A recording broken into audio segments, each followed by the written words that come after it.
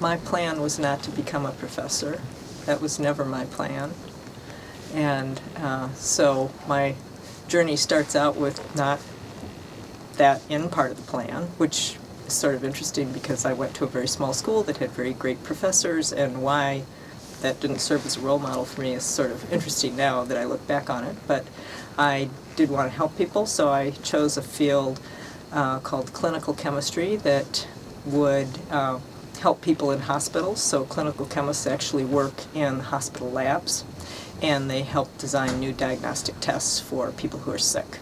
So that seemed like a good path. They had a great program at the University of Washington, and I did my postdoc there. And as a result of that, I ended up teaching here at Seattle U part-time, and I loved it. I had a great time. And that started my soul searching of, why did I pick clinical chemistry? And what about teaching?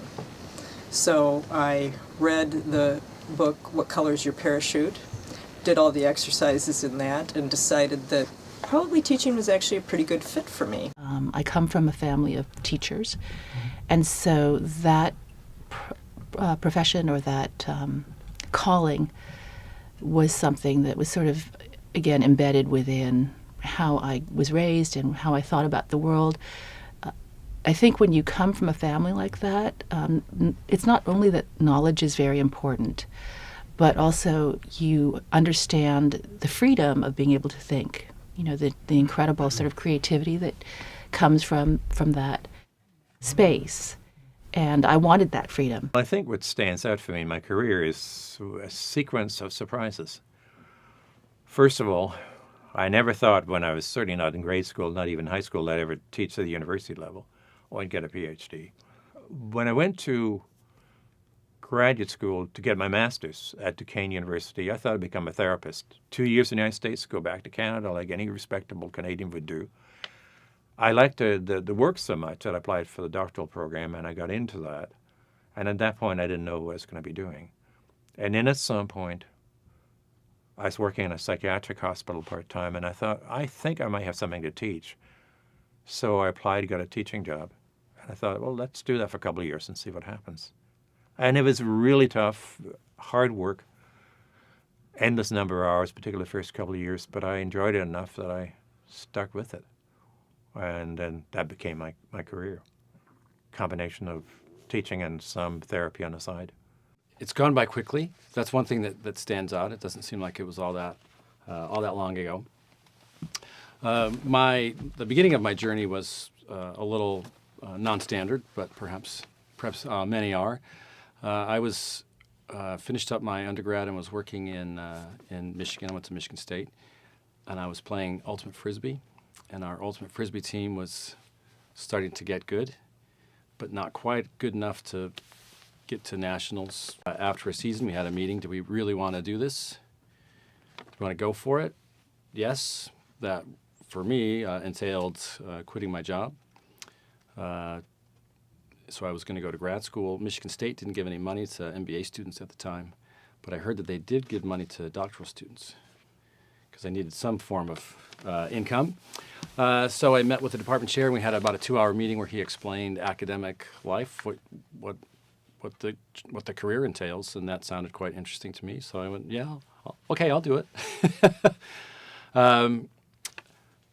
Fall quarter came around. They gave me my book, my room number, my roster. Said, go for it. You're a teacher now. So that was my teaching training, and I knew 10 minutes into that first day of teaching as a brand new doctoral student that I wasn't going to be leaving the program, that I liked that. It was fun, it was energizing, it was exciting. My family were all teachers. My mother, my father, everybody was a teacher, and that's not what I wanted to do. So I became a nurse. Realized early on in my nursing career that I needed to know more, so went back to a graduate program and became prepared as a clinical nurse specialist. Planning to do that as I was graduating, and my alma mater, I graduated from Washington State University, called and said, we heard you just finished your master's, and would you like to come teach for us? I said, no, I'm not a teacher. I never want to teach. I'm a clinical nurse specialist. And they said, please just come and try. And I did. It was a good time in my life to make that move, and fell in love with my students, fell in love with teaching, taking my students to the clinical area and spilling everything that I knew on them. It was a fabulous experience, and still to this day I have contact with that particular group of clinical students. From that moment on, I became a nursing professor or a nurse educator. One point was in college when I became a conscientious objector during the Vietnam War, and then was assigned to do my alternative service as an orderly in a hospital in Billings, Montana.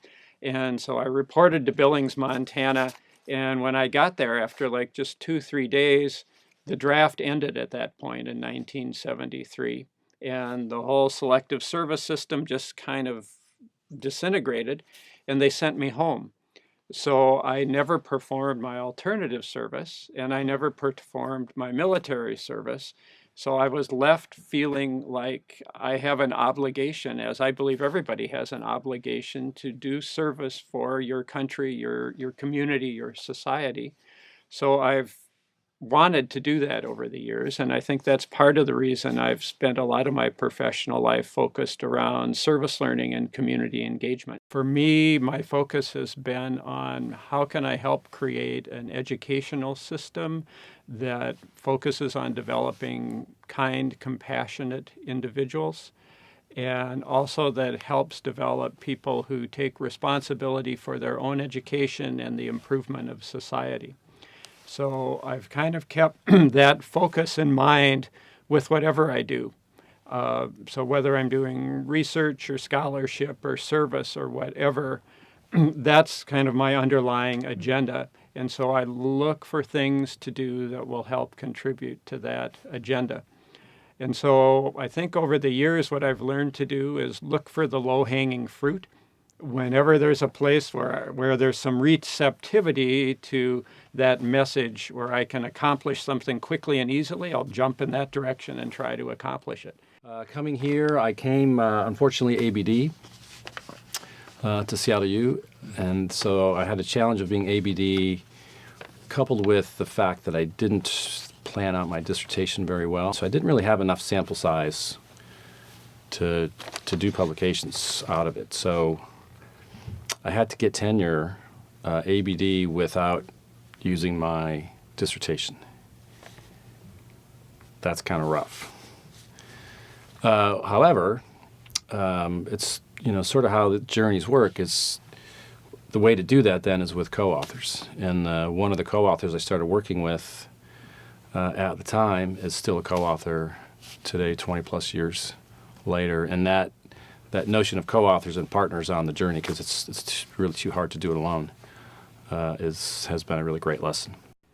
So I think one accomplishment was when I first got here, we had just created a new teacher education program, and it gave me the opportunity to develop an entirely new and different course that focused on teaching pre-service teachers about service learning, how to use the pedagogy of service learning. Then the other thing that I am grateful for that is, at that point I got an award from the state of Washington for being like the Teacher Educator of the Year. I think it was 1995 or something like that, and got to go down to the Capitol and shake hands with the governor. And so that kind of validated that I had done something worthwhile and valuable.